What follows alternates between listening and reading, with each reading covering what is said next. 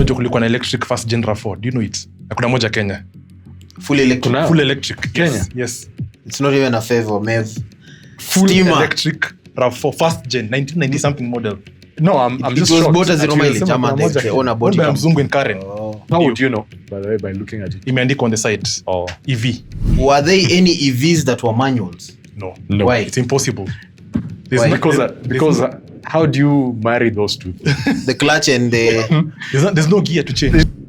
You go for the Kia or the RX 200 or 300 imported. Tumba, yeah.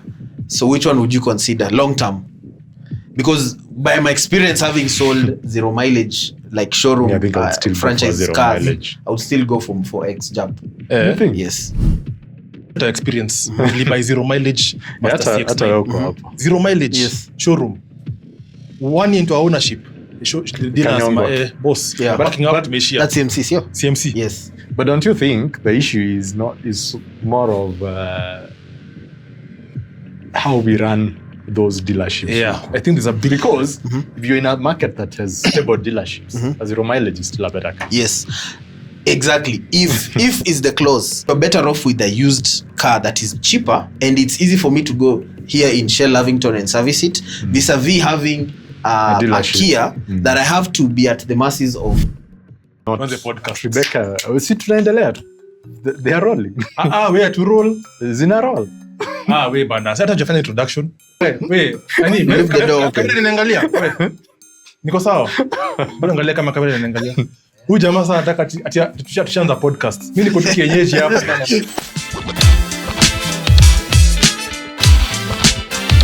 Welcome guys to another episode of Gearhaus. Today is episode 5 of season 2.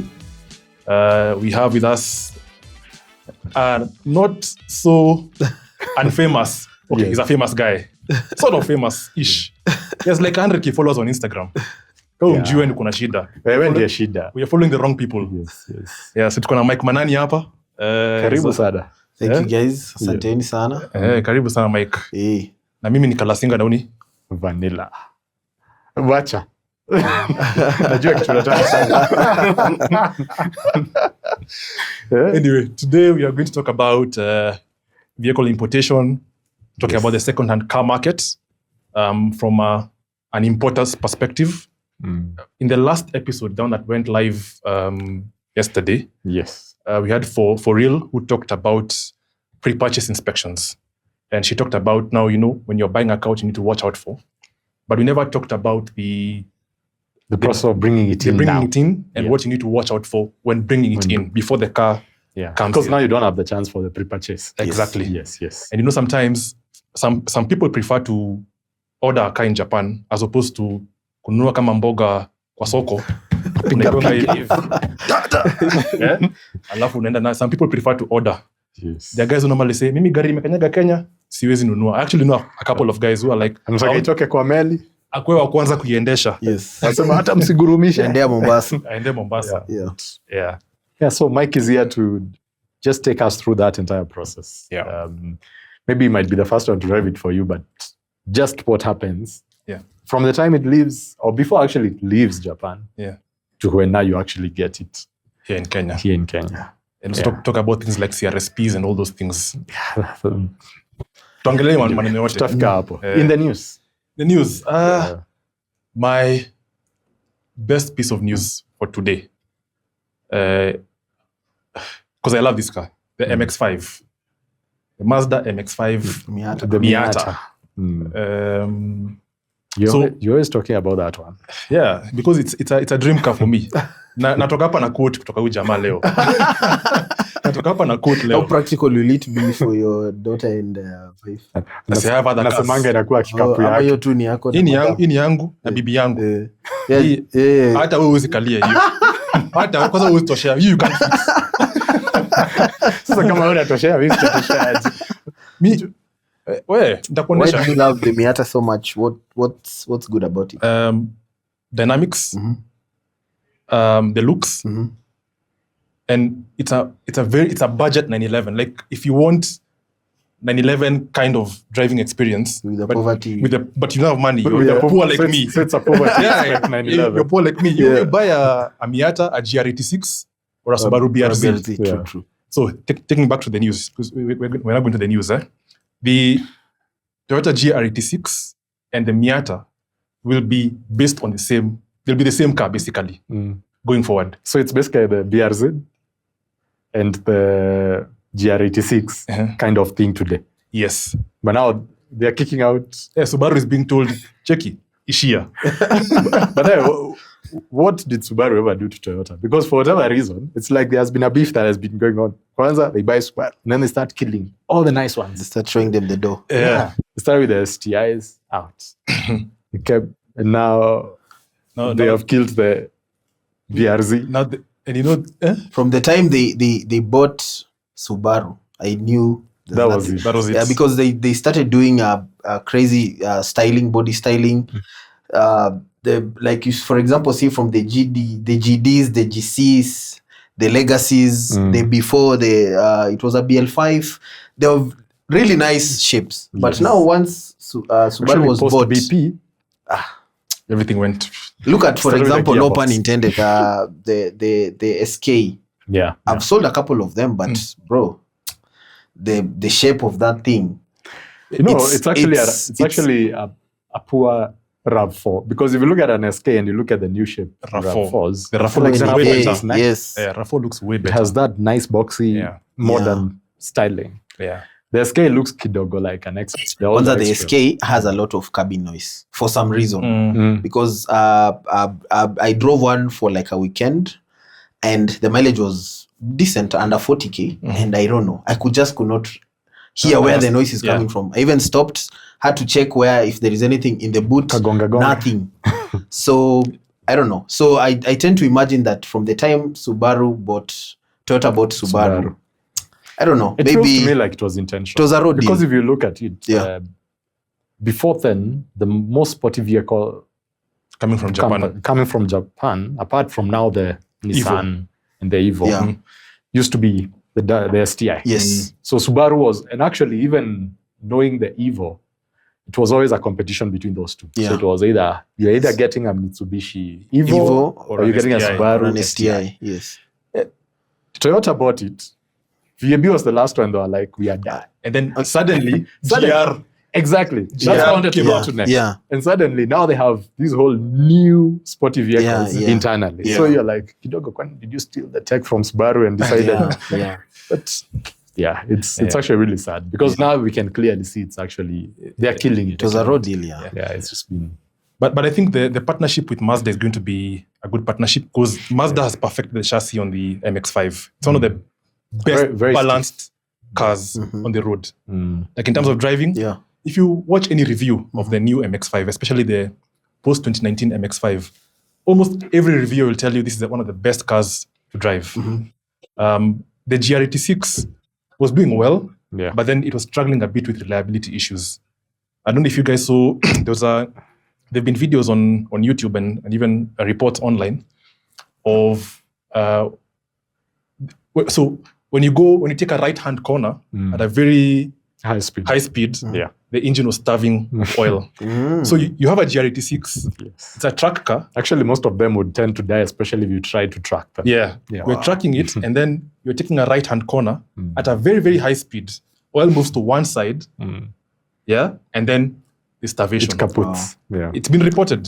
So what happens? The engine caves in or what? No. Oh yeah. So you see now, basically you have no lubrication. So you talk the engine. Well, on the track. So Mazda had perfected the balance of the car, and number two, Mazda had perfected the engine, because that engine was the Mazda engine is very reliable. It wasn't too powerful, but it was perfect for that little chassis. Do the job. It's a really tiny car. Yeah. About what? 800 kilos.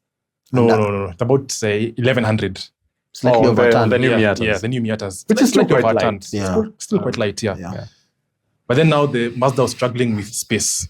Their cars were so tiny. Yes. Of course, if you're buying a Miata, what are you looking for space for? Yeah. You have other cars, like you're saying. Yeah.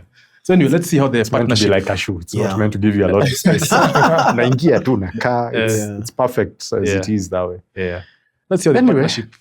But I think it will be a good job. I mean, especially if you get the styling from Mazda, because styling-wise, Mazda has They've knocked it out of the ballpark. But in terms now of the driving dynamics, again, Mazda is really good. So I think Toyota will bring what? The driving system. Basically I don't know. Let's see. And maybe the longevity mindset that customers have, because That you it's a know, Toyota. it's a Toyota. It's gonna last long. Yeah.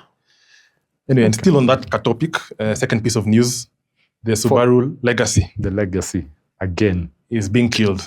Mm-hmm. So we've had 7 generations of the Legacy. Yeah. So the BRZ is it dead?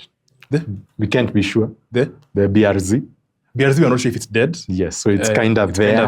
Mm-hmm. Now the Legacy... Legacy is dead. We're sure. Yeah. That one, it's been reported no longer in production from next year. So that's it. But I think the sales for the Legacy were not... They've been going down. Yeah. Because even the last inquiry I remember I had for a Legacy must have been over 5 years ago. Really? The one that I remember I translated into a sale. Yeah. Because most people right now, they're asking for 2 Subarus, either the Forester or the Outback. Yeah.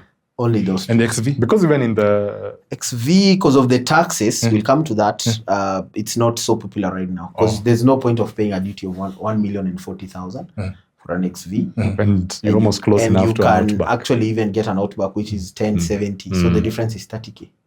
Yeah. So that's why most people are not going, because the XV is more like a compact Impreza that has clearance and it's ruggedish.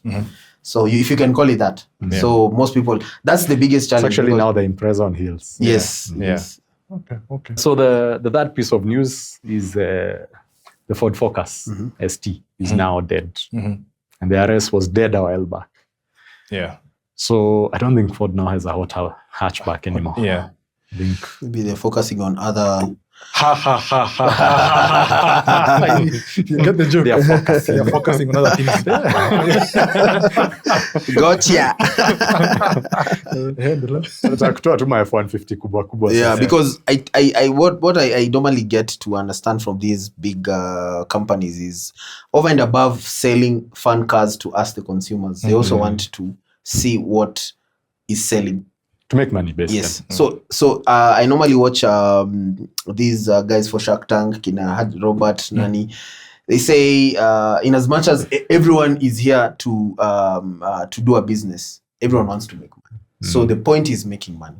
So if nobody is is making money out of a certain product, even if it looks how sweet or how good, they'll just stop it. So actually, no, that's like the same thing that happened with the Lotus. Because even Lotus has been struggling a lot. Yeah. Because basically they make cheap supercars. So they've been really struggling to even turn a profit. Yeah. Because you're spending all this money doing R&D, building this very nice car. And then at the end of the day, the money is what keeps you alive. Yes. So it's totally in line with that. If you're not making money, then you chop. And that's why even like the Legacy is being chopped. Yeah. Because the Outback is cannibalizing the entire market. Yeah. The Legacy. So the Legacy has no place because the Legacy has if no you want legacy. a small car, it has no it will leave a legacy. That's the best it can do. Yeah. Because now the Outback is people want a bigger. Yeah. People prefer SUV-like cars. Yeah. Yes. Generally nowadays. And if you want a sedan, it's a sedan. Yes. Yeah. Talking of sedans, the Lexus, the LS, it's also been chopped. Oh yeah, I saw that.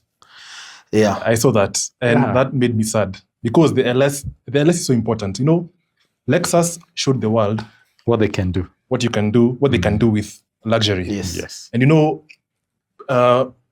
previously, before Lexus came into the picture, luxury cars were synonymous with unreliability.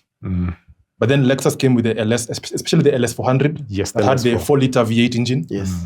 Bulletproof. The car could do like 500,000 miles. Yeah. No issues. Punda. Punda Yeah. Yeah. But anyway, the market is looks brutal. like this new CIE week is very depressing. Yeah. It started with the GTR. Yeah. It's just everyone has been killing chopping, cars. especially what seems to be nice cars. But okay, I know GTR was not part of the news this week, but maybe just to banter. What is your maybe the news didn't catch me in the episode, but what was your opinion about the GTR? Do you think it was a good idea to discontinue it, or is it just too much of an expensive car to have? I think Nissan So the GTR, Yes. if you ask me, I think it's because of Nissan's problems Yes. as a company. Yeah. So Nissan is unable to, I think, sustain production of the GTR. Yeah. Because it's a very expensive It's a very car expensive too. car. Yeah. And then they're unable to develop a new one. You see, Yeah. the GTR was how many? It was from 2008. 2.8, yes. Same car. Yes. Yes. Up to 2025. Yeah. So I think it was time for a new platform. Yes. But maybe Nissan didn't have the money. What about the LFA? Yeah. I'm not sure they've even killed it. I'm not sure. No, they've killed it for now. Yeah. They've killed it for now. Yeah, I think They it's gave more the- like putting it on ice. They gave those Takumis a really good, attractive package. And I'm not sure about, because there is the Lexus LFA, which is more like the equivalent from Lexus. Yes, Yeah. yes. But I've never seen those Lexuses have the hype that GTRs have. The Lexus Even the price point matters. Because see, the LFA is quite it's expensive. quite expensive. Yeah. Yeah, It's in the supercar range. money. Yeah, Yeah. supercar money. So the GTR was the cheap supercar. Yeah. But bro, all the GTRs that we know, even the one I sold to JP, that one, how many gearbox rebuilds? Bonda has done a rebuild. Of course, I know they sound good and all, but but the guys that I know who have had GTRs in Kenya and they've sold, they've regretted. Yeah. Yes, Yeah. I don't know. They've all of regretted them. the selling or the They're keeping? selling. The selling. Okay. Yeah. Because like you see the one for Shaiman Gogo. Yeah. So you know that new was for Auto Art. Yes. Then he did a facelift. Yes. Like the owners of that car keep regretting every day. You know, Before now, Nani took it because he sold it to. But they've not even regretted enough. Because now the prices will shoot. Yeah, because you see now, as like GTRs are just shockers. Yeah. In as much as they could be unreliable and whatnot, a GTR is a GTR, and they'll be sought after all the time. And you see, it's difficult to get another supercar or a car that can challenge a supercar when stock. Yeah. At that price. Yeah. Remember when GTRs were coming to the country initially? They were like 4 million. Yeah, they were like 4-5 mic. Yeah, Kitambo. Yeah. That time you're getting 911 performance. Yeah. 911 turbo performance. Yeah, because I think that time you were doing what? 3.9 seconds or something close to that. Yeah. So if you think about, and for just 4 million, Bob. But 4 million bob was how much in 2010? It was still Way, bro. but even if you, let's say even you double it, it's still 8 million. Yeah, it's still not yet. You know, right now, the last quote I did for GTR, there's another client who's always on my WhatsApp. I think I've done the quote for GTR since 2023 because I can see my WhatsApp. I sent him a quote. He went quiet. He comes back. Hey, Mike, this one, how much? Because they see me posting, then they come back. But the lowest I've seen on a GTR in the market is 13-14 mic. And that's like an 8-year-old, 2018. Yes. If we're talking about 2020 plus, forget. If you don't have 20, forget about it. It's insane. And you see now when you start talking about even 14 mic. now, you're starting getting into LFA territory. Yes. No, LFA is way No, more. I mean at the original price of an LFA. Yeah. Because when they came into the market, I think they were going for what, 140,000 USD. Yeah. I'm not sure about the price then. But within that range. So I'm saying now you're getting I used LFA, that is. yes. But no, When it was new, when the one just landed. like I'm saying right now, maybe 70K depreciation I used LFA. No. No, about 250. to 50. Or like that's like an 8-year-old. No. You guys are all wrong. So when the LFA came out, the price was 375,000 USD. So it was a very expensive car. Yeah. Okay. Right now, the LFAs are averaging 1 million USD. I know now they're about 1 mic. Yeah. Because now they're proper collector items. Yeah. Because the V10 is So is it okay? I'm not sure whether I'm willing to put my 1 million. That's USD. USD. In an LFA. Sorry, but JDM, even if it's Lexus. Wait, there's something you're forgetting. No, I'm not trash talking, but I'm saying There's something you're forgetting. That V10 in the LFA is one of the best sounding engines of all time. It is an NA, Guaranteed. it's a turbo. It's an NA. It's an NA. It's the same one as a rate. No. Hiyo ni yake. A rate ni 5 liter V10. Yes, 5 liter V10. 5.2 V10. 5.2 liter Yes. V10. LFA, it's either 4.7 or 5 liter V10. No, it's 5 liter V10. We'll on confirm. the LFA. Yeah. And the LFA has... I don't know if And you it's guys also remember way more reliable. than the Than the Audi. Audi. Yes. I don't know if you remember the video of Jeremy Clarkson reviewing the LFA. Yes, I remember. And Top Gear. Top Gear. And he was saying the car was revving so fast Mm-hmm. that they had to make a digital cluster. Oh yeah, Tachometer, the tachometer for it. Keep up Actually, It with had a the digital cluster at 4.8 its time. liter, Yes. 4.8 liter V10. 4.8 liter V10. Yes. And that car sounds amazing. Not even unless you're a collector, the ones I'll normally tell you. Yeah. But sasa Kenya, before you become a collector, There's still more to do. still a lot. And do you think the GTR will become a collector? R35. It is already. It is already. Yes. And it's going to keep going up. Yeah. Because if Nismo. Nissan says they're not going to do for sure, Yeah. then it's definitely It's a collector. Yeah, people regret never buying R34s then. Yes. Or even selling the R34s when they sold them back in the 90s or 2000s. Everybody who never bought. It's like Bitcoin. Yeah. It's one of those things where you're like, you saw it, you said it's nice, You let and the went your way. It looks good. Yeah. But R34s will be still the most sought after, even today. Yeah, for sure. So R35 will be like R34 after 10, 15 years today. Perhaps. Because R35 today, there was a time I was checking in auctions. Like you can find even an R grade R34. Maybe the doors have been replaced. That car sells for about $400,000-$500,000 in auction. A grade R. Yes. R34. Yes. And it's okay. It's not a major repair because you see sometimes when it comes to these auctions, there's some units which, by virtue of the comments on the sheet, the Japanese comments, you're able to tell if this is a bad accident and how good it was repaired. But there's some accidents which are very bad and we don't. And even the suppliers will tell you, this one, leave it, because it will always catch up with you. When now the car gets on this other end. Yeah. So that takes us to the auction sheet. Are we done with the news? I think we already are done with the news. We're just continuing with banter because of this. That takes us to the auction sheets. Yeah. Because now you're a person who's dealt with auction sheets. Yeah. Every day, that's what I do. Me, I see those things. Number one, I put a headache. Most of it is in Japanese. Yes. Then there are some funny numbers there. So do 4.5B, 4.5A, and then C somewhere else. Yeah. Then comments in Japanese. Yeah. Then a photo of the car with doors open, and then XX. A body diagram. A body diagram. Yeah. Break it down and tell us. So a typical auction sheet it has a normal format whereby it will have the year on the left. In most cases, the Japanese calendar. So H30 is like 2018. Then stroke 11, 12. So stroke 11 or 5, that's the month. Then it will of course write the make and the model. And maybe if there is anything that is in Japanese, they could write it. But on the far right, of course, it will have now the overall rating, which is maybe the 4.5 you've mentioned, stroke B.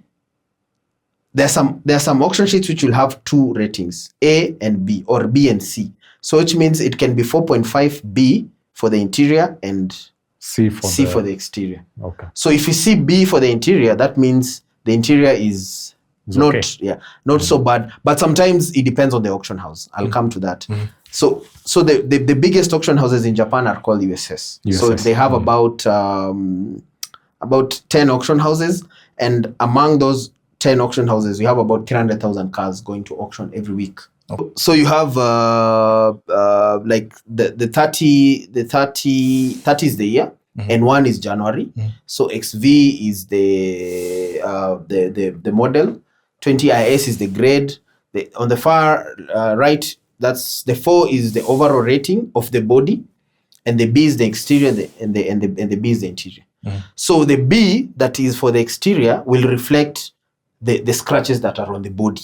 So once we come and see anything that is alarming on the body, we'll be able to see, for example, like for this case, you see A2 at the front is very common because that's where the holes of the number plate.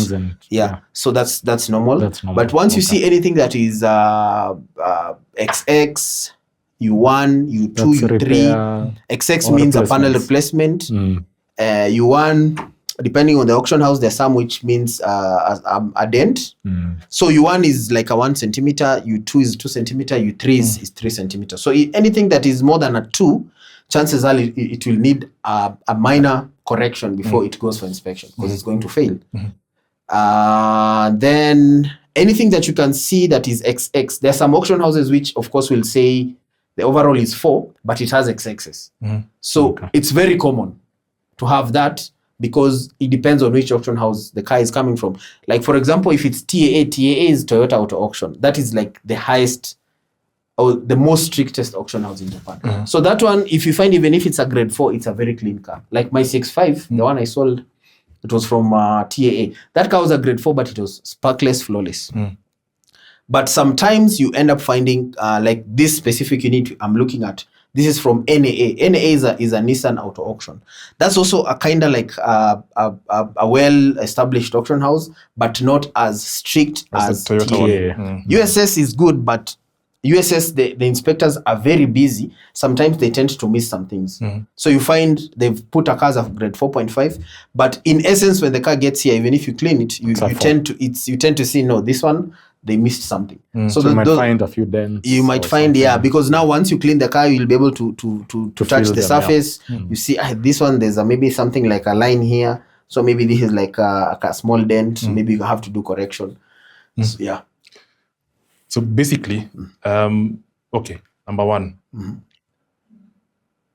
An auction is not an auction. Like, it can be, like, it's not standard. It's not standardized. Depends on the auction house. Yes. There are some, normally, there are some auction houses like JU. JU is like,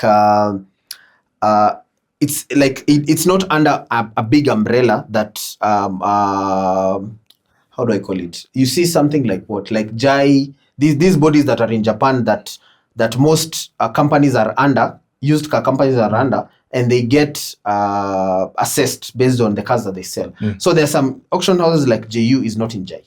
So you find they're not part of that. So even when it comes to them inspecting those cars, they don't give the accurate ratings. So you find they're less strict. So if they're less strict, you might think that this is a 4.5 by the eye. But once now the car goes to the port, you find maybe the car's failed inspection because the tires were too thin. It's very common. Like today, there was a GLE actually. A client contacted. That car was in Before. He sent me the link. It was not available in one price because normally over and above what customers can see, there is a site that we normally use to check the availability and how genuine the auction sheet is. So the unit was a grade 4 in Before, but now when you come to ASNET, the car does not have an auction sheet. So what happens is we have to do our own due diligence and see how genuine this car is. Luckily, the unit is coming to auction on Saturday, but I've seen a comment on that GLE saying sunroof is not working. So SR something. You're saying the car didn't have an auction sheet? Yes. But it's not been assessed? It is a grade 4, in-house grade 4, because normally, I don't know. I don't know whether... So Before, maybe have done their own assessment. This is a third-party unit, so it's not even for Before. So the real owners, for example, like Gulliver is a big wholesaler in Japan. They could do their own in-house inspection, but they would miss any default or defect. So normally, because an auction sheet will have sales points and defects because it's a used car. Sales points are things like sunroof, spare key, maybe genuine wheels, something. Things that make the car to hold the value.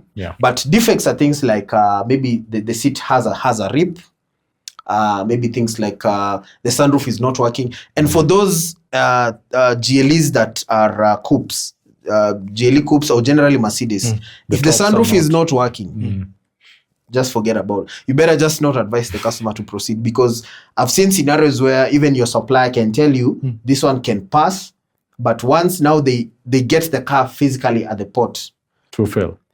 They tell you this is terrible. Maybe the repair quote is like $4,000-$5,000. So you've already, when in Japan you buy a car even from auction, the liability moves to the supplier. It moves from the auction to you. So you pay them. There is no return back policy. So in case there is any defect, it goes to you. So you have to find a way. And now you're between you and your client. And the customer. You understand? Because if it's a direct import, the customer has to be told if there is anything that's making the car to fail. You understand? Yeah. So that's why when it comes to these, anything German or Euro, I'm normally very careful. The customer might even see, there's another question that we normally get. If you see a car on any site today, nimeona iko available. Seeing a car physically like this on Before does not mean it's there. Because these are cars that 95% are shared stocks. Like there are cars that are listed on SBT, TCV, wapi. It's the same car, basically. It's the same car listed by different people. Yeah. Then the same car could actually be going to auction. So you can only buy that car unless the payment has been confirmed and the window to purchase is still available. Those are the things which most consumers don't understand. You know, I'm so confused. You know, guys always say, kununua gari. Ingia before click, buy. Bono unapitia through akina Mike Manani. Bono upitia sijui through who. Ona sasa.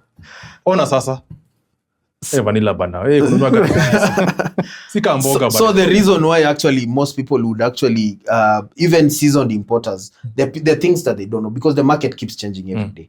When you go to, like that GLE, on before it has a grade 4 sheet, they've not mentioned the sunroof has a problem. But now the advantage of buying these cars from auction, there's a third-party inspector who will give that car the accurate state. They'll say it on a spec, it has everything. They'll say it has this, it has maybe genuine leather or whatever. But now the defects, because it's not about the flowers only. Also tell me about the bad things about it. So the bad things about it, the biggest problem with that car, the sunroof, is not working properly. So in that case, you have two choices. On the day of bidding, you can choose to, before bidding that car, physically go to that auction house and inspect that car. First of all, pay the inspection fee, which is about 10,000 yen. Then physically go inspect that car and see if really this is what you can take. Because again, the problem with direct import, you have to maintain the expectation or even exceed. Because if the customer gets a raw deal, you're a lawyer. You know how these things go. So normally, on our side, we try as much as possible to do all the checks. Even we've seen scenarios where some cars are. So you basically have your inspectors on your own payroll who will do that for you on the ground, or you rely on the auction house? Number one, of course, we have trusted suppliers who are honest enough, not Pakistanis. I'm sorry, but Japanese, who are honest enough to tell us this is the condition. This is the condition. Yeah. And in case there is a risk later, the liability will be on us. So depending on what the damage of the repair will be, who will meet that damage? Because again, you don't want to tell the customer, we've noticed this, and the customer has, of course, thought through a lot before making the decision. They've told the wife, hey, this is what we are buying. Then now you tell them stories. That's how people will come to the office with a panga and say, me, I'll kill you. Yeah. So by my experience, it's not as easy, even for us seasoned car importers. Yes. Japan has changed, let alone other markets, because UK, I have so many claims about Interpol, cars that have been stolen. SA, the same. The same Interpol will give you a certificate. Then the same Interpol will say, we'll come for the vehicle. A report was made after we gave the Interpol certificate. Yes. So basically, they cleared the car. But then later, for whatever reason, they say they have found out that the car was stolen. Yes. The person who the car was stolen from reported after we issued the Interpol. So they come for the car. They tell you, hey, sasa unajua, this one, we have first of all to impound the car as we sort the issue. So taking this car is at the convenience of the customer. Remember, this customer has already paid taxes. So that's the customer's money invested in that car, let alone the C&F. Yeah. So those are the things which... and are there any auction houses that you would say, just stay away from these guys? Because, you've said the Pakistanis. Well, funny thing, I'll be honest with you. Most Kenyans like using Gunet. Gunet is a scam website, if you ask me. Because recently, there's a car we bought from Gunet. It was partly the customer's fault. I'm sorry if they're watching, but the customer is the one who actually pushed us to get the car, because it was very attracting on the mileage. The mileage was really low.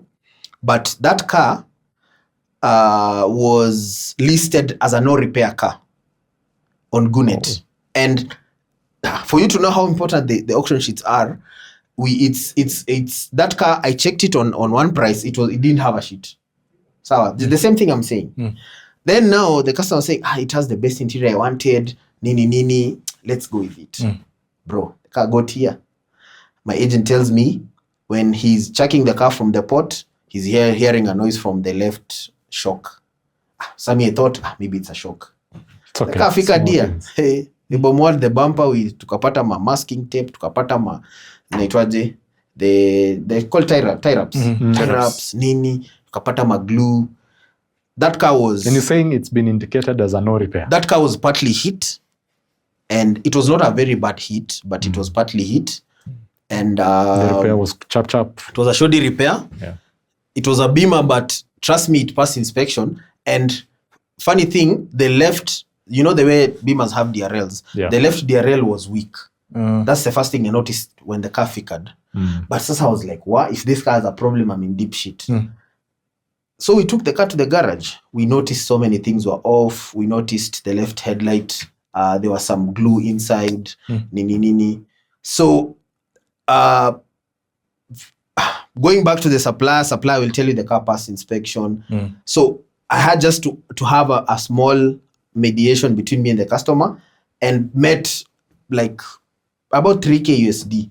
That's what we had to pay for that loss, because the parts alone for that car were like 10,000. But I told him the supplier cannot meet everything. Yeah, the entire cost. Because I told even the client, assuming this car, I tell the supplier that you are the one who sent me this car, he would not pay anything. But now I just told my guy, hey, Isasa, let's just agree for the sake of my reputation and for the sake of tomorrow's business. Let me just do what I need to do, and then we agree. Because you see, and that is why I'm also very strict going forward. I just don't buy anything. At least you have seen a car on Gunet. There's so many cars that are listed on Gunet, and Gunet has been infiltrated by many Pakistani dealers in Japan. Because my supplier told me this car was from a Pakistani dealer, but he didn't tell me when he was buying it. Because even he didn't think that it could be an accident car. Yeah. But we learned the hard way. It's difficult, man. So it's no longer the nice Japan that guys were just Japanese are honest, just click and... I'll also tell you another client that from Malawi, a dealer client. He bought E400 from Zip. Okay, I'm hoping Zip will not sue me. It's an auction house in Japan. That auction house wrote that car had Bamesta. But those were just Bamesta stickers. Yes. What do you mean? Yes. You know, it's that thing that Nani was talking about. Marangi FPS. was talking about. Yes. Yeah. Where actually guys even swap like door cards and things like that. Yes. And really? Yeah. And put stuff that is supposed to fool you that this is actually the real thing. You know, for a Mac and auction, auction houses have 3 photos. You only have 1 or 2 photos on the interior. Yeah. So if you're not thorough enough, you'll be able to just think this car has Bamesta, but he didn't have Bamesta.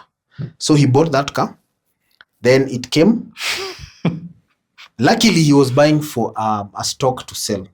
So when it figured Lilongwe in Malawi, he told me, "Hey brother, have you ever experienced such a thing? I bought a car from this auction house. My supplier told me it has Bamesta."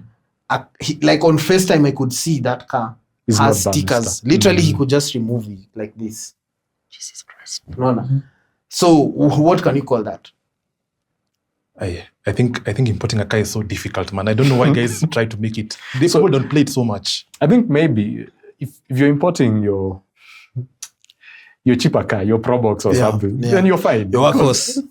It's not. But if you're buying a car which is probably a dream car, like this is my entire budget and I'm putting it into this one car because I want the best. Yeah. Then you have a very big issue. Actually, there's something else. And this is an issue that happened to our common friend. He actually got a vehicle. During the inspection, he got the photos and everything. The car was in very good condition. The paint was proper. But when he got here, there were several issues. So the front grille had been sprayed over. The bumper on the right had actually been repaired. But on the original photos, which he has, there's no repair that was done. So I was like, this car somehow passed inspection. And now it's here. But it's not this. I mean, There's stuff that has been done. Even for my car, I have the auction sheet for my car. Yeah. They didn't note a dent on the rear bumper. So I saw it when the car got here. And you can tell this dent isn't a fresh dent. Dentimeka kidogo. Yeah. But on the auction sheet. Which auction house was it? I can't even remember. It's a year ago. No, this one, he actually saw the photos, the original photos. The car was fine. Yeah. But when it got here, it had repair. That's strange. Which car is it? An XC60. That's strange. Two things. There is what we call part swapping in Japan. So Okay. even tires. Japan. I'm not going to lie to you. What is happening right now, even if you find like something like a Prado, the tires are too thin, they don't buy the tires, they hire. They go hire used tires from a certain Prado for inspection. Damn. Okay? Then after inspection is done, they return your bald tires. And that's it. So for that, I suspect maybe they did a part swap. And it's very common.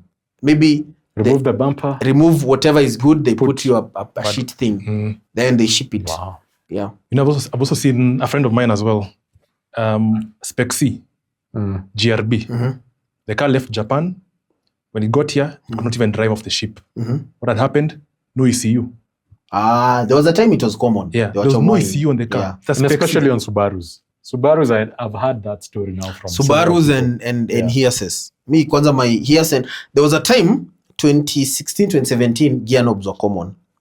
All the cars I could get at the port, there is this logo whereby they spray, then they spray G, then they put an X. So it means the gear knob is not there. There was a time side mirror covers were also stolen, the left one only. On all cars, even RNG. There was even RNG we did. Then there was a time now it started the ECUs. Then there was also a phase where they were swapping tires. You have like nice tires like Michelin's. They work Linglongs. Linglongs. Yes. And is this happening in Japan or is it happening here? I suspect it's happening on transit. So on the ship? On the Ikifika, for example, like Da, they have like a 2-day window to discharge Da cars. And then swap them back, put them back on the ship. That's what they do. Because you saw the other day, KPA gave a circular saying that there's no taking photos of cars at Bath. At Bath, yeah. Simply because they know what they're doing there. Mimi, I go there and my guys take photos. Especially the sensitive orders. I have to get my own records. Simply because the car will discharge the port with a spare tire. Kwanza, there was a time they were also swapping the spare tire underneath. Yeah. Unapata, you had a Dunlop, a really good, nice Dunlop tire. When the car figures here, it's a Linglong or it's a shitty you have a used tire brand. It's actually clean. Yeah. And funny thing, it also happened to us at some point. We noticed an LX570 when we sold them back then pre-election. I didn't notice that. Actually, I washed that car here. You remember I was selling this shell next to Magen Bean. I washed that car there. He sent the wife. The wife came and picked it. But now the next morning, he tells me, where is my spare tire? Then he shows me the photo underneath. It was a ching something. Even the rim is also changed. The client metal got pissed at you now. Sasa si alisema ulikosaje kuona hii. Unajua it's my work of course to see, but I had like 3-4 cars that day offloaded here. Then we were washing them here at this next to RNN. There's a car wash there. Yeah. Sasa, the client was not even pissed at the tire being stolen. He was pissed at me not noticing. Because I would have noticed. And I was really apologetic because you see, like, it missed me. It's a job, it missed me. I didn't see it. But Sasa, he got pissed. He sold that LX. Hata kutumia. What? Yeah. Akasema, this car, it looks like the people who are using it had a field day. I remember those words. I have that WhatsApp message. The people who are using had a field day with my car. I want to sell this car already. I'm pissed. Then he went silent. Then he came back. But now when he came back, he came with new terms. Hey, fanya kazi vizuri. Wewe kijana mdogo nini? Of course, he's an elderly guy. So yeah. So it happens. The tire swapping happens. So what we do with those high-end ninis, even Prados, we work at the chain and we lock it. So you do it at Bath?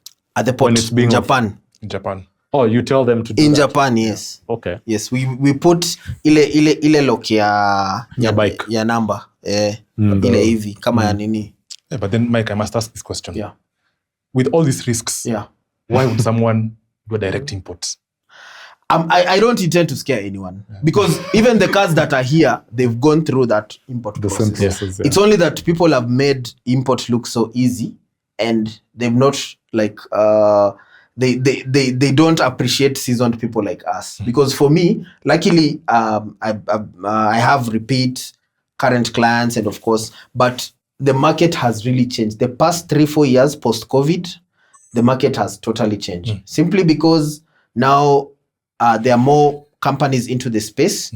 There are lesser cars. Like next year, but when we'll be doing 2020 cars, I'm expecting not so many cars will be in the market, because in 2020 we didn't have a lot of cars being produced. So there are so many. Everyone wants to make money out of the used car space, and it is being made at the expense of the consumer. So you find there are some things which the consumer will get, like your XC60 friend, which they never thought it was there. But I can tell you for a fact, if you deal with a supplier who is genuine enough, you'll be in the business long enough like us. So even the kind of stuff where you find jacks are stolen, wheel kits and all that stuff, it's happening in Japan as much as it's happening. It's happening both, because even in Japan, the yards there are not as they're not as diligent as. But the major theft is Mombasa. I'm not going to lie to you. Because when you go when a ship is discharging, I've been there many times. It's only that they'll tell you don't take a video. Like you even see a very high-end car like a GLS, like a what. Just a Karani comes there with a Nini, anakuja, anafungua. If the sunroof is working, they go to the boot, they achanisha, things like that. So in that scenario, there are some things which can go missing. And even the CFS, normally the process between the ship docking and to the CFS, there is the docking, then there is the discharge from the offloading from the port to waiting. Then there is a tally sheet from the port to waiting, showing the car has left driving. Then now there is a tally from waiting to CFS. So that tally needs to show everything that car has. If there was something like a dashcam, like you remember that X5M that you filmed, the white one, the one that Nani Saruni has right now. The dashcams were stolen for that car. I had to get that client 2 dashcams, and they were stolen in Mombasa, because the photos that I was sent by my contact at the ground, they were there. But now when it's at the CFS, they were not there.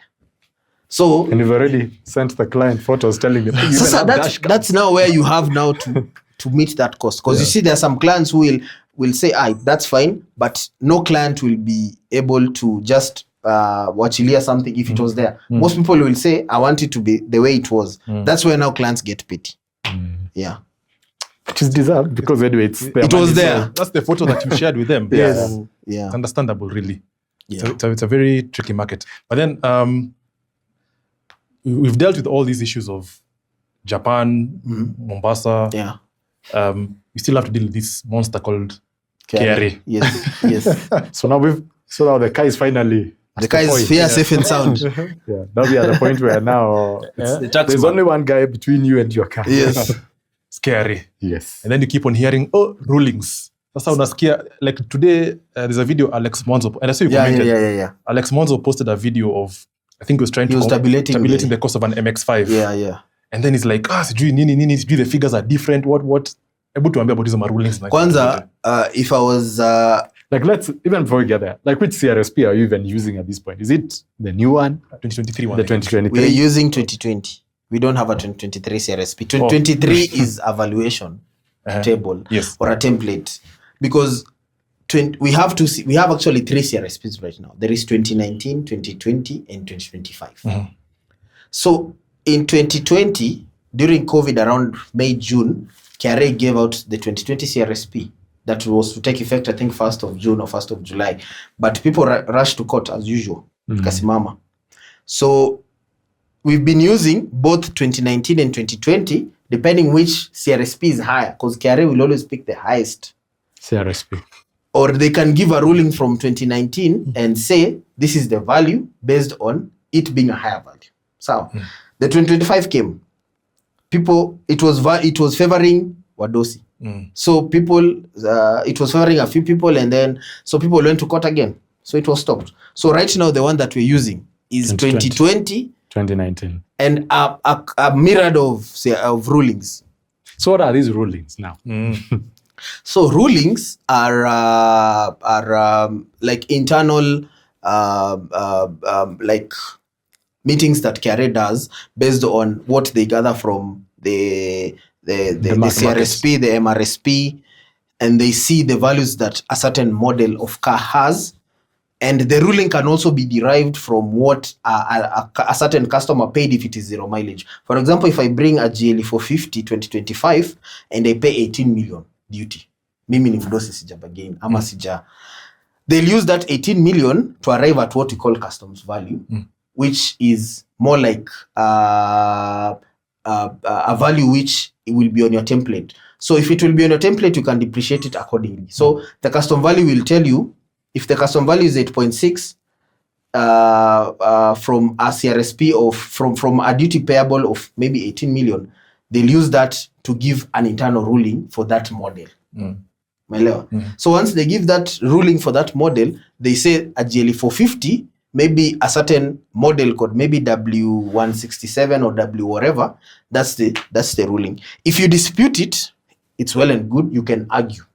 Based on your car. But the only problem, of course, with us Kenyans or generally customers, they never want to have that draining time of going and say, hey, my car is 2018 or 2019, it's not the one for 2025. So mine is maybe 7 years older, and I am supposed to pay this. Because actually, if you take it to the end, and if you're patient enough, like you can wait 3-4 months, 6 months for your car, to argue, because I've seen people argue by the way. I'm not going to lie to you. Even the GT7, the XV, there are people who have paid 700,000, the initial tax. But right now, if you don't want story mingi, you pay 1040. So if you're ready to argue with facts and say, this is how much I paid in Japan, this is how much maybe the CRSP for South Africa is, go there with facts.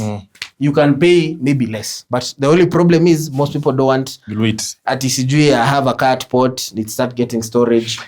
Again, the typical Kenyan will say, so I'll do it for 6 months and then bado aniambia nilipe ile. Chatu nilipe. Actually, let me tell you, Nani Vanilla, what people avoid, the customers that I've dealt with, they say, if I go there with a case, they'll start looking for other cases. You see, maybe I have a house here, I've not been paying the rent or what. Maybe they'll start chocoring my PIN, my wife's PIN. That's actually the mindset of most customers. So actually, because I'm sorry to say, but most people, they say tuko waya kukua wakora.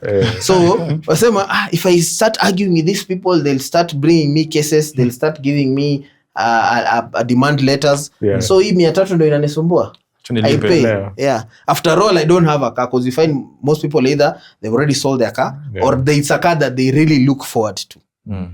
So that's now where people get caught, and that's where even some customers overpay. Because do you know there's some customers who can pay, like the very first LX600s we sold, we paid a duty of 13.9. That was the highest duty we paid. That 13.9 was used as a ruling to arrive at the custom value, and then it's given a CRSP. So until now, a CRSP was arrived, which is I think 24 million. 13.9 was the highest because it was like a one year old car. So if there's a customer who does not want to have issues with KRA, which actually most is a lot of high-end customers wako hivyo, because right now nobody will say, hey, me, I just want to pay the right thing. Me, I don't want KRA to follow me. So we'll just pay the 13.9. I just pay it, I move on. Yes. It's crazy, man. And so you're saying you can actually pay lower duties than what you just. But is it yesterday or the day before yesterday where again Marangi was fighting with some other guys? The E43 for the E43. I don't know if you came across that. So that's arguments. On Twitter, yes. On Twitter. Yes. Yeah. So someone was saying E43 duty is 1.3 million. 1.3 million. 1.4 somewhere. Then Marangi is saying no, it's like 3.9. It's 3.1. Yeah. So it's actually more. It's actually more. Yeah. So is it The 1.3 ni 1.3 is just a C200 Newty. base spec. MG line. Yeah. Normally, I see many people even on X. They want to look like Smart. They want to look seasoned, I paid this. My friend, the day that you'll have an actual car that is at the port and it has a ruling, it is a direct import, and that car, maybe the duty you quoted 1 and it's going to 3, then you'll come and show us how good you are. Because even KRA, they give those rulings based on the CRSPs or whatever, maybe the local dealer is giving them the model of that car, or the person that has paid an equivalent or a similar model, because that's where they get the rulings. If you pay much more for a 2025 E43, for example, I know there is E53, they'll use that to arrive at the ruling and say this is what a customer paid and this is what should be paid. Unaona? So it's more like the precedent has been set, we are following the precedent. Yes. Moving forward. For example, if you're the first one with, say, a model, most likely you determine how anyone who comes after you is going to be. Like I 2 to 3 weeks ago, I checked the Range SV, the 4.4, 2024. That car we paid duty of 19.4 M. Initially, I'd quoted a duty of 15, Mike. 19.4. But the customer, it was a 2024 car, December.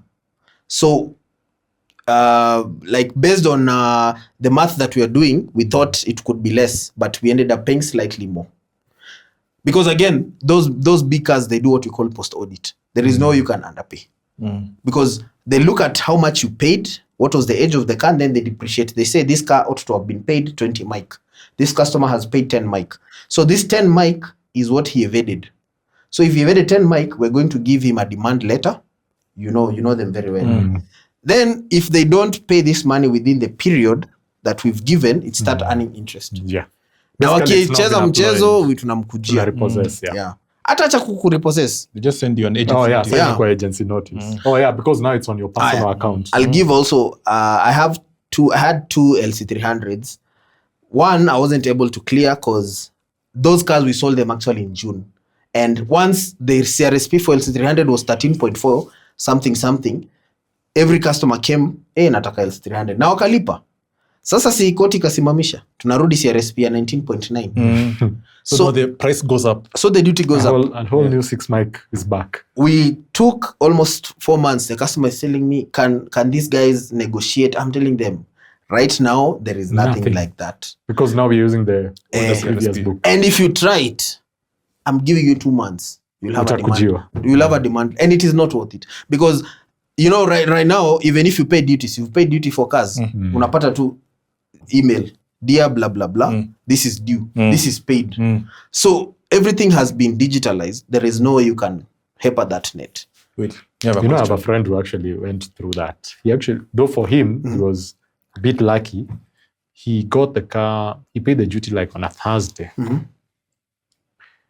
Before they had sorted everything, on Monday, he actually got a demand. He was told, you need to top up. The difference wasn't much. It was like 200K. But he was told, you need to top up. Hakuwa amechomwa gari. Haikuwa imetoka. Sasa hiyo si demand. Hiyo, they normally take your file to valuation.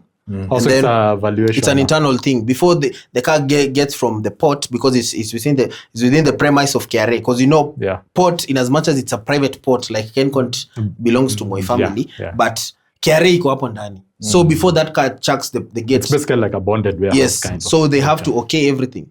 So I think what happened in that case is they gave a demand note. No, not a demand note. They gave the file went to valuation. It could be Mombasa or Nairobi. Then they were told there's a difference. But sometimes if you don't have a careful agent, you might be fined for evading. He was actually fined. Sasa ndio hiyo. An extra 70,000. Yeah. Even for me, my car, the initial rate I got from KRA was 308,000 for my car. Then as I'm trying to get it out of the CFS, I'm told 390. Yeah. And did you get the fine on top? Tulifanya mambo. Hapana, tulilipa. Tulilipa. But anyway, it happens. So right now, for us seasoned people, it's not hard. Just do it the right way. Achana na shortcuts. They've just tried to avoid, even from Japan, if you do it the right way, for the interest of the customer, you'll have a good reputation, you'll be there. If you come to KRA, no letter will be served. Because that GR customer the duty I quoted was 4.2. Do you know how much they paid? They paid 7.4. So an extra 3 Mike. Yes. So he took 3 weeks to gather some extra 3 million and to also tell me, bado wamekata. Then you see, just give it up. Because honestly, you cannot try the games zile za kitambo, try the now there's the other side. So you've brought the car, it's at the port. You brought it when there was the CRSP 2025. Yeah. And now you can't pay. So can you decide, I'll wait until when they do the auctions and maybe I'll get it lower? Or is that... Bad idea. Yeah. There was a C43. I think the C43 I bought was the very first one in the country, 2021, a white one, but it stayed at KenCon for almost 2 years. What happened with that car? It was a Nigerian customer. Then she wanted to go that route. The car stayed, then hakukuwa na duty. Actually, that time C43 was not even in the CRSP. System, yeah. She could actually use C300 because you can argue. You could argue and say this is based on a C300, but it's performance. But so she waited because hakuwa na pesa until it now got a CRSP. And now the duty that she was given, she could not pay. So that car almost went on auction. So what they did, they chomoed the e-slip first. Because if you have an e-slip, it shows you're willing to pay. Yes. So, but if you don't pay also, after some time, there's a team that will follow up and ask you, are you still paying for this item, or it goes to auction? When it comes to those auctions, I've had a matatu that we once lost in an auction system. But I'm not going to mention names. There was a church, it is a church involved, that bought a van from us. Then that church, it seems like the money that they used to pay us was from a dead believer, congregant. So I don't know how the congregant person was able to believe the passee, and then there was a trail of money. So money like 40M came from the pastor's account from the deceased person. 40M or 4M. 40M. From the deceased person, to the it went to the proxies of the church, which I believe is a passee. Then among the 40M, wale walilipwa, sisi tukalipwa 4M. No, for the van. For the van. Yeah. It was 3.8 something. Then once the minute the money came to us, we started getting calls from our bank. Tunaona mnataka kurecall, hii pesa inataka kurecalliwa na mwenye anatuma. Kumbe I think already CBK, there's a team that CBK has to check those fraudulent nini. Kumbe they had already started giving us warning. The car came here, it was in Mombasa. Then of course they've paid. They now want the documents. But by the time they're coming to pick the documents, tumeashaambiwa na fraud unit ya CBK, wakikuja tu hivi, tell us, we'll be on standby. So they never show. I don't know how they knew. They never showed up. So that car stayed at the port. It stayed at the port. It went in auction for the first time. The interested parties will always be proxies of KRA na watu wako port. For a fact, that one you can take it to the bank. So there's no way wewe tu uko tu Nairobi ati unaipata. That car went to auction. The first time it was sold, it was unsold. I think it was 1.9 Kenya shilling. Do you know how much it was sold eventually? 1.4. And that van was $28,000. So the advantage with the auction is there is nothing else you pay. Ukilipa hiyo 1.4 ni hivyo. Hiyo gari inaingia kwa system yako, unairegister. Na ni hivyo, na unapewa logbook in your name. Ama in the name that has won the bid. You pay KRA and that's it. Shida is, will you even get it? That's the problem. Yeah. Mtafuta job KRA. We have a friend at KRA. unless you change your name to Brian Kipngeno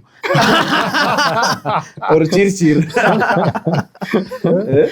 That one can work. Yeah.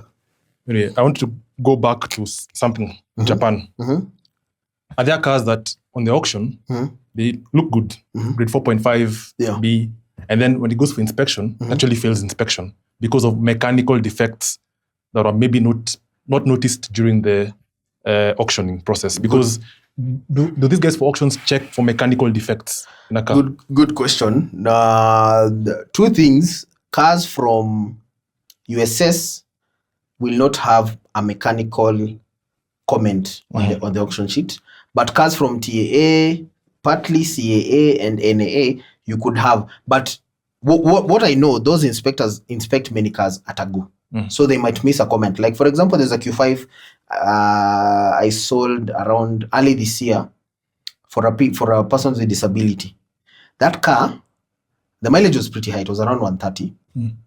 But Q5s are common with, I don't know, I'm not sure whether it's the like boost leak nini. So there are some pipes which tend to Coolant break. leaks. Yes. Kama kawaida. So that car, we bought it, went for inspection, failed inspection for the first time. We changed some pipes, it failed tena. Hey, that customer was so impatient. We had to buy, I think the shipper was telling me something, some pipes that were a bit superior. I can't remember the name. And it cost him about $280 do capita. So this is a grade 4 car that is, anything over 100 cannot be a 4.5. Any auction, that's what it happens. Hata mtu akichonga invoice. So it is a very clean on the body, clear on the body, but no anything mechanical. Because they don't do something like a boost leak test or anything. It's just looking at, if there is any comment that they look at, is anything that shows on the dash. Like something like Nissans, they have EG lamp. Yeah. They normally write EG lamp, or if the bulb imepasuka wataandika. But anything that is not showing or dashboard, hawatasema, out of my experience. So basically you can buy a car, in the inspection, upate ina leak coolant, ina leak oil, ina leak defoil, alafu fail inspection. Hata there's a Golf that we bought for another client 2 to 3 years ago. Your Golf pia ilikuwa na shida ya the radiator was leaking. So we had to do some repair on it. And we came to know after it's fixed at the port. Because, normally you buy it from auction, then it's transported to port. So tulikuja kujua after imefika hapo na mko naona message, by the way, this car has this problem. Yeah. So you could even have a dead cylinder head. But as long as the car is running and they are not check engines, it's possible. Unaweza pata gari maziata inakunywa coolant, gasket imeenda. No, we import grade 4.5, but 4.5 is the body. It's not anything mechanical. Yeah. Me, I always advise people, it's better you get a lesser mileage, low mileage car any day. Ile kitu for real alikuwa anaambia watu ati sijui after 100 sijui. That thing only works if the car is maintained a single owner from 0 to 100 and if it has warranty. Yes. And if the Shaken history shows it was due for such repairs at that mileage. Because so unajua Shaken, there's an inspection done in Japan after every 3 years. First 3. Yeah. To check if the car is roadworthy based on the emissions for that car and everything. So there's a report that is given after those 3 years. Yeah. So basically they give a report on what needs to be repaired. What needs to be repaired, and then there's a before and after. It shows this is what was due and this is what is repaired. And of course that bill needs to be met by the owner. So there's some things which they'll feel it's on the her side. They just they sell it as is. And the car comes to Kenya. Yes. Then when it gets, it's exactly what we were discussing during that time. Because one of the things which Shaken don't even bother checking if your car has all these issues. Yeah. But those issues will lead you to failing the Shaken. Yes. And that's how you end up now getting to repair the car. Yeah. And for most guys, again, as we said, they'll say, this cost is too high. Yeah. So sell the car. Auction. Yeah, the car goes to, that's why like a 4.5 or a 4 is just the exterior. It's what you There's see. normally sales points and defects. Sales points is what attracts you to the car. Maybe sunroof, Leather seats. blah, blah, blah, yeah. Then now the defects are also as good as the sales point, so that you know what you're buying. I'm buying a car without nice tires. Maybe the tires are off. And speaking of tires, even the inspection that is done in Japan nowadays is so shit. I'm sorry to say, without using another word, that you find you bring in a car and the side profile ikona imekatika. There's a Harrier we brought. The side walls are Meisha. Hata my agent was telling me, hii kama anakujia lazima ende hapa Auto Express and you can't even drive it. and that is a car that has done 30k, because you see in Japan most of these cars that are 7 years and the mileage is low, you find the owners have never changed the tires. It has been like, if it's a 2018, the tires are 2018. The car, it left the showroom. Yes. In. And if the car's been sitting in one place, the tire starts cracking. Yeah. And then mtu anakuambia nimespend, hii gari ni expensive, mbona miguu naweka. That's a very common question that you get, but you tell them it's a used car. There's a possibility it can happen. Like all the cars I've bought, this is the first car I've not changed tires. Hata madam alikuwa akiniambia at least you utatumia. Or the car you have right now. Yes. Because all of them, right? Tires I'm changing like the next week. Yeah, because even for me, I think I've always found myself changing tires within about a month of buying the car. You're like, so this one had decent tires, and sometimes the only advantage I've seen on over 100 cars is that they sometimes they get, not all of them, they get a major overhaul on most things, but unless we are buying a car that we have the history, because you see there's some cars, especially German cars, even if the parts exchange history is in Japanese, we're able to know what they've changed. But I would still any day get a low mileage, because a high mileage car, the wear and tear on the seats, on the on the headliner, it's not worth what you're saving, if you ask me. Yeah. This was really good. It's really good. I think I am team buy a car like a cabbage, enda kwa soko, walk into a yard, piga, angalia miguu, finya mguu, fanya pressure test, uone coolant na leak. Fanya test drive usikie kama kuna makelele, over importing, because msee. No. When you look at getting a car here vis-a-vis importing, I would still import any day. Why? Because you tend to get the car firsthand. There are very few things. Like for example, the cars that are sitting in yards here. How many road tests have those cars gone through? Many. Vanilla me test, akafinya brakes na mguu ya left. There are some cars which come like ex-Australia, ex-South Africa, those cars come without inspection. The younger the mileage, they give it a certificate. You'll not know. Then they sell, we tropicalized a lot of shenanigans. Wait, so on the inspection certificate, the mileage is the Nyongwa one? Yes. So inafanywa Mombasa. Because there's no inspection center in South Africa. Those are the ones that are not going through QSJ. Yes. Yeah. So That's the local inspection. But then on the QSJ story, is it possible to have a car with rewound mileage in Japan? With rewound mileage? Can they rewind the mileage in Japan? No. Normally, if it has a rewinded mileage, there is next to the auction sheet where the kilometers is, they normally put a star. So kama iko na star imenyongwa. Because kuna pia wale unyonga. In Japan? Yes. So it still happens? It still happens in Japan. But sasa itakuja. But will QSJ catch it? Ikienda pale ita fail. So what people do, they bring it without inspection. Then once it gets here, they do buffing, choose not to do inspection. They Norosha it. But now if it's a customer that's going through financing, the banks are not taking such cars. Because wanasemanga if it's a car that has inspection, the dealer would have done it. Why did they do it? Mbona wakufanya?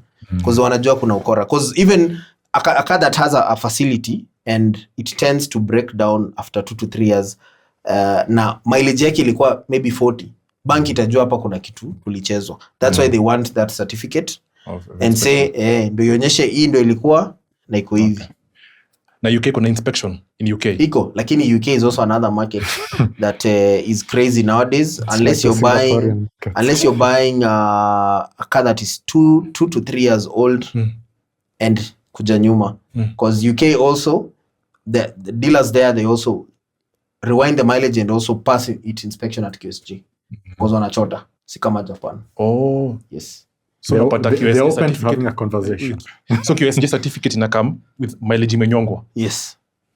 See. Even Thai. Yes. Even Thailand. So in Europe, Thai. That is why the only surest market, I don't want to scare people, but the only surest market that has been for the sake of your peace of mind, your customers' peace of mind, don't be too greedy on the profits, because you see, like I said, the market has been too crazy at the expense of the consumer because people want to make profits at the expense of the customer. So the only market that you can be sure the customer will come back after 3-4 years or even 10 years is Japan. Okay. But that Japan as well is not that easy. Pia, you have to have an honest person, and you have to also know how to navigate. Yes. Otherwise it's gonna be tricky for you. The good thing with Japan, if a sunroof is not working, they'll tell you. Like that GLE I'm telling you. If you buy a car from UK and something is amiss, you can be sure Australia, nobody's going to give you that disclaimer. Because even the dealers, they are even I don't think there's a dealer that I know will be as honest as Japan. Yes. Okay. But it's not to scare a cultural thing basically at this point. But even Japan, as you said, is being infiltrated by Pakistanis. Yes. And even there are some Japs who are not super. They are not keeping that professionalism. There are some Japs, even some Nigerians. Like I have one Nigerian supplier that I know. He'll tell you a car is a grade 3.5 or a grade 3. Then he'll tell you it will pass easily. But you, on this other end, you can see this car, the body is very rough. Maybe it was a hailstone damaged car. Because even in Japan, there are cars which are hailstone damaged. And the damage is not very bad, but they can still pass. That's why I tell customers, don't trust the QSJ inspection so much. I would trust the auction sheet any day. Simply because the auction sheet is actually, I have a fallback and I know I bought this car from USS. And this is how USS cars behave. I bought this car from TAA, JU, Evo. But QSJ, they are so shoddy. A car will have different, like there was an Alto, I think, got it from Autocom. I don't even know how that Alto passed inspection. It was a white Alto, but the body had started rusting and fading. The wheels, the steel wheels, have so much rust. Nashindwa boss. This car was, how did they pass this car? Yani haurumi hata watoto. Hey, how did it pass? Hadi watoto tu bado wana Alto ni kitu tu sasa ya kufanyia hivyo. Lakini uko na video earlier juzi. Alto ina compete na Bugatti Chiron. Uko na story hapa. Cheza. Anyway, tumalize podcast. Kuna mtu amefungua mlango pale. Haya. Anyway, I think there is, from what is coming out from this conversation is, it's not as straightforward like it used to be. You can go ahead and do it. At least now you have a bit of knowledge. But I think if you have to do it, just get people who actually know how to navigate that entire process. Kitambo, I think it was easier before these markets got infiltrated and became such a big market now. I think it's no longer as easy as I've seen a car, nataka hii, na nataka hii. It's more like na inakuja. Hey, it happens. That's quite a conversation. Me, my parting shot is for the viewers. If you're coming to source a car from any site, whatever you're seeing does not mean it's available. I was actually supposed to do a video for that, but now since I have this platform, you can see a car on SBT, sijui wapi. It does not mean if you're seeing it, it's there. You need another person to check for you if it's there first. And it's very normal because these cars have their shared stocks. They're being sold by different wholesalers, and the same wholesalers want to sell them through auction on a short notice. If they're not able to get their desired price, they'll keep listing it there until it's sold. Basically, to break it down for you who's watching, ukiwa hapo Githurai, your gari ni ya John Cena. Anyway, asante sana Mike. Thank you for there's a question we always ask. You dream 3-car garage.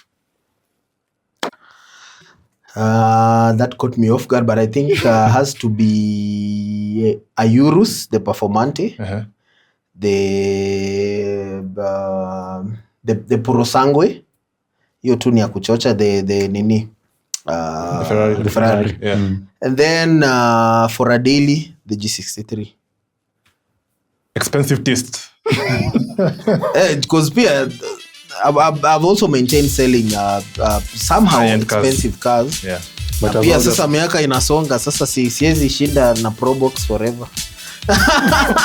Haya we. Is that up?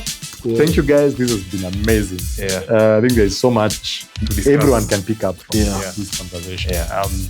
Vanilla hapa, mimi sina kitu kingine ya kuongeza. Umemaliza? Mimi ni Kalasinga, huyu ni Mike Manani, na subscribe, mfanye nini?